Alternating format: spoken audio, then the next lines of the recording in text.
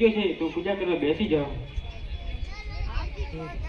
આજ પોકાડો હે કરતી રે અજમલ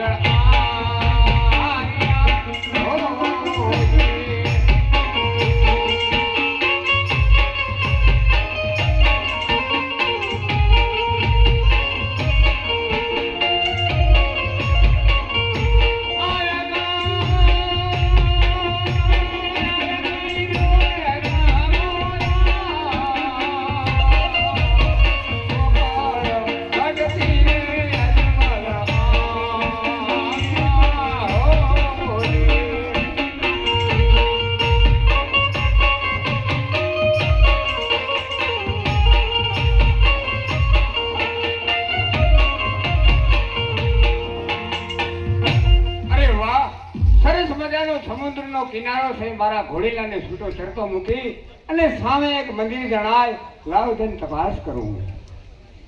એ સાધુરામ બોલો ભક્તરાજ. આ કોનો મંદિર છે? આ મંદિર મારા બાપાનું.